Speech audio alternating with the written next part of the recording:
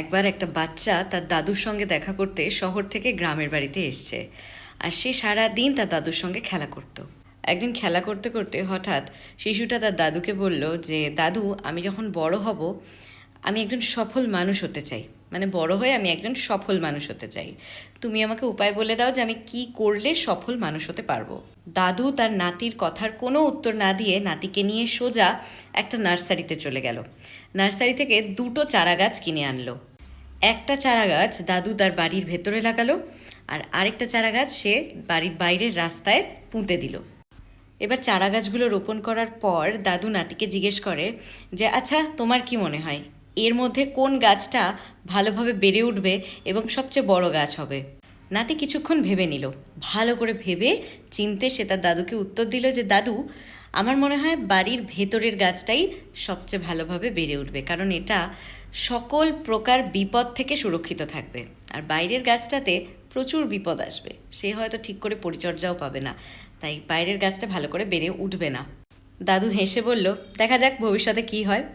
এই বলে দাদুর তো গ্রামেই থাকলো এবং নাতি গ্রাম থেকে শহরে চলে গেল। মাঝখানে কেটে গেল 4 বছর। 4 বছর পর শিশুটা একটু বড় হয়ে যখন আবার গ্রামের বাড়িতে দাদুর কাছে আসলো, তখন সে দাদুকে প্রথম প্রশ্ন করলো, আচ্ছা দাদু, আমি যখন আগের বার এসেছিলাম তোমাকে বলেছিলাম আমি যে বড় হয়ে সফল হতে চাই সেটার কিছু উপায় বলে দিতে, তুমি তো বললে না। তখন দাদু হেসে বলল, আচ্ছা বেশ, বলবো। প্রথমে বরং চলো আমরা যে দুটো চারা গাছ লাগিয়েছিলাম সেগুলো এখন এই মুহূর্তে কী পরিস্থিতিতে আছে সেগুলো দেখে আসা যাক। গাছ দুটোকে দেখতে গিয়ে দেখা গেল যে বাড়ির ভেতরের গাছটা বড় হয়ে গেছে, আর বাড়ির বাইরে রাস্তার যে গাছটা সেটা ডালপালা বিস্তার করে এক বিশাল আকার গাছ হয়েছে, আর পথ চলতি মানুষদেরকে ছায়া দিয়ে চলেছে।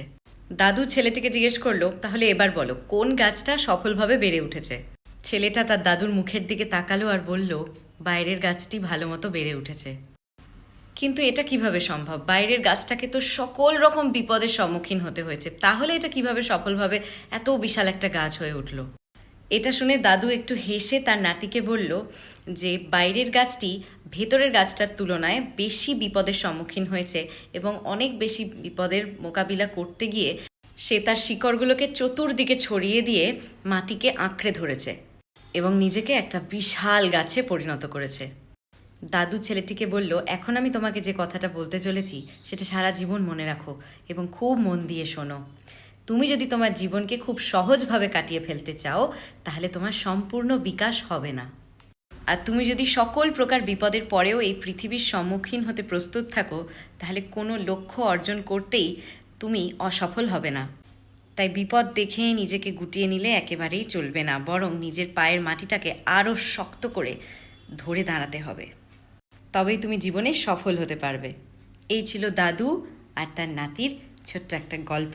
আমার সবার কাছে একটা রিকোয়েস্ট আছে, আমার একটা ছোট্ট ইউটিউব চ্যানেল রয়েছে, নতুন খুলেছি, প্লিজ সেটা সবাই সাবস্ক্রাইব করে দাও। আমি ইউটিউব চ্যানেলের লিঙ্কটা কমেন্ট বক্সে দিয়ে দিচ্ছি।